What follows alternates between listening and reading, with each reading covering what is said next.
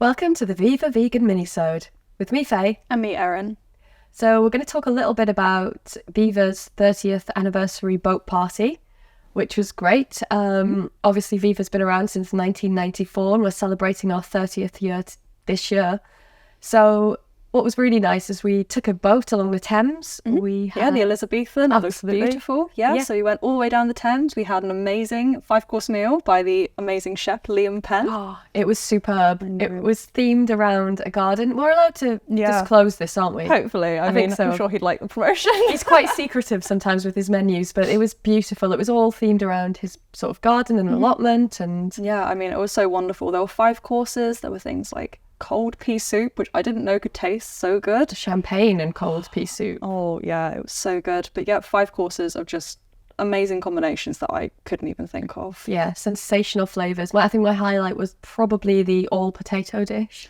5 types of potato. I know, 5 types of potato and 5 different ways of making it as well. So beautiful. So thank you, Liam Penn, for that. It was sensational. We had a lot of our donors and our supporters there, which was great for us to kind of meet them all. Had some great conversations with people on my table. We had Viva's patrons there, so people like Heather Mills came along, did a brilliant talk, as well as Randall Plunkett and Peter Egan.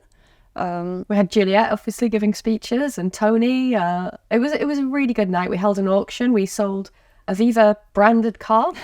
Yeah, that was quite fun. But are we allowed to say who bought it or? No, definitely not. GDPR, Erin, GDPR. Well, if you see anyone sporting around a beautiful Viva smart car with some wonderful decals on it, you know who got it. Yeah, it is quite easy to spot. So that is true. No, it was a great night, and massive thank you to everybody who was involved in that. Anybody who kind of bought a ticket, came along, or who've just supported Viva over the last 30 years. It was so much fun. Such a good night.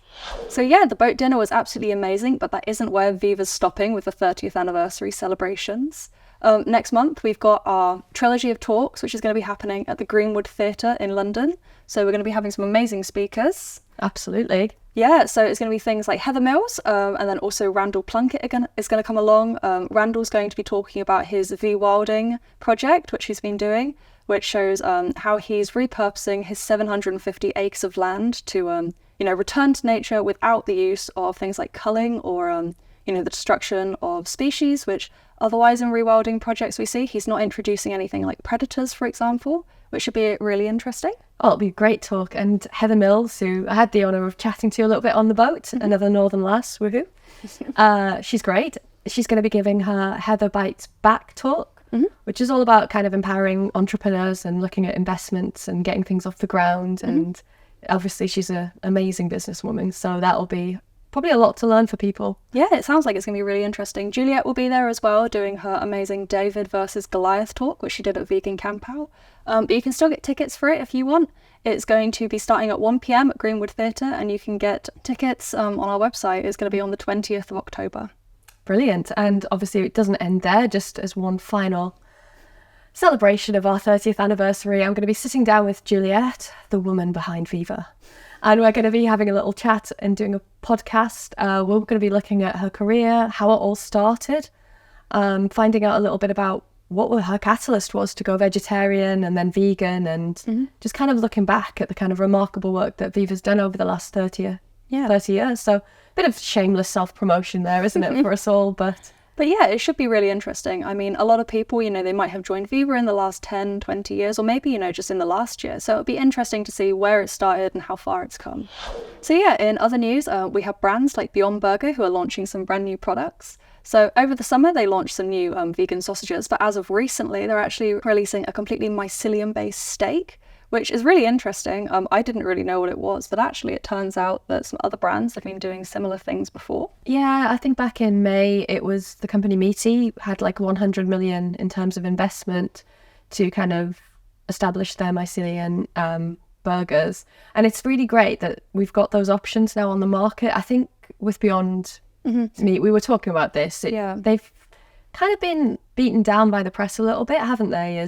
Lots of talks about saturated fats, seed oils. So, ultra processing. Yeah, literally. But going in this direction, it's mycelium-based, so it is completely, whole foods, plant-based. So it's a healthier option if you're looking for a meat-free alternative. But also, still ticks all those boxes of tasting great, being relatively accessible in supermarkets and stuff. And also just giving people another option, if you want to try something, then I think it's great that, they're expanding their products. And I haven't seen meaty in UK supermarkets as of recent. No. So hopefully, the Beyond Burgers end up on UK shelves and we can all give them a go. Yeah, I can't wait for that, so let's be honest. Yeah, definitely. And then also Beyond Burger aren't the only people who are releasing brand new products. So, I mean, you might have heard, but one of the best ones so far, Nutella, is finally bringing out a completely vegan version. Yes, finally.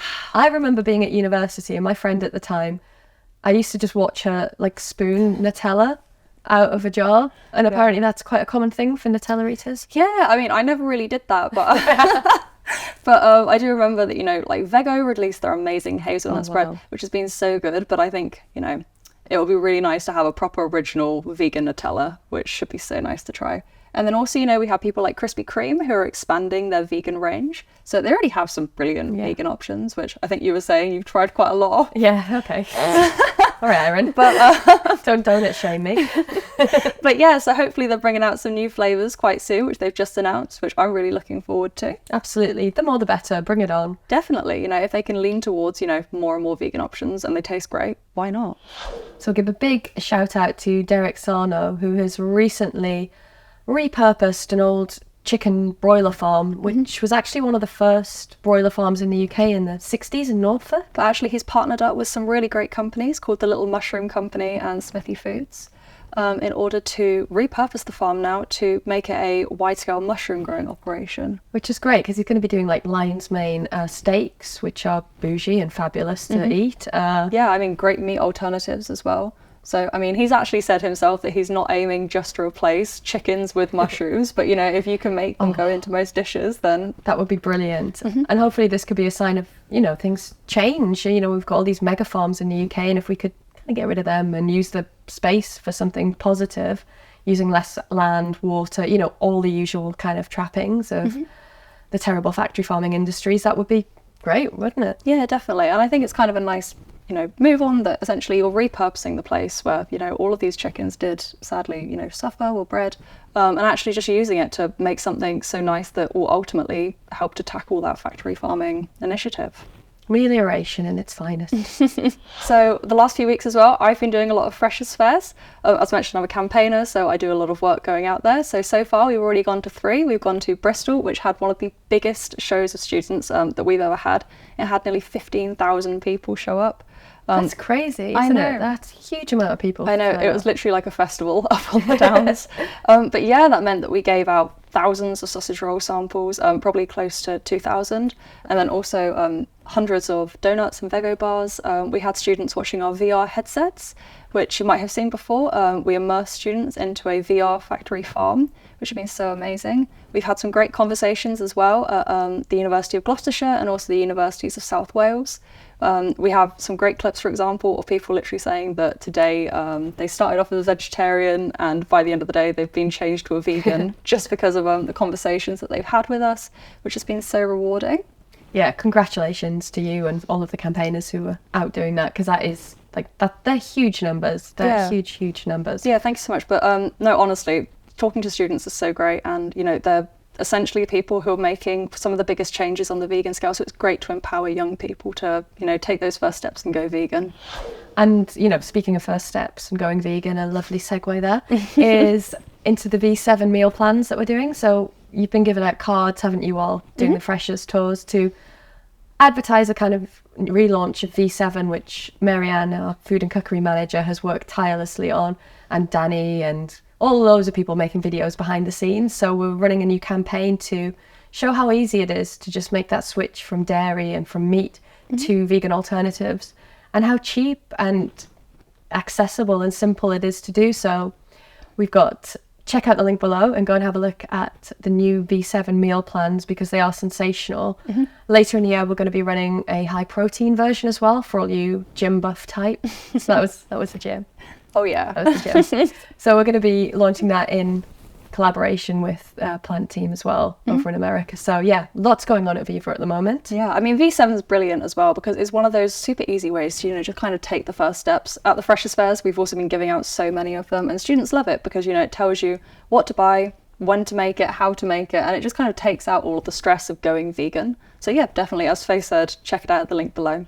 And finally, we are doing our annual staff day out at Dean Farm Sanctuary, which is something, it's really nice actually for us all because we get to see the after effects. So we see a lot of footage of factory farming, don't we? And we see the darker side of everything and the truth behind what's happening in the meat and dairy industries. So for us to go to see rescued animals and to just kind of spend the day with them, it's great. And Dean Farm Sanctuary, as all sanctuaries are, doing an amazing job. Yeah. So it's really nice to help them out. It's just great to go out there, support them, see some of the animals that have come from the conditions that ultimately we're helping to expose at Viva. And yeah, looking forward to meeting some of the residents that Viva have played a part in, rescuing over the years, like Hope and her piglets. Oh, yes. But yeah, it should be great.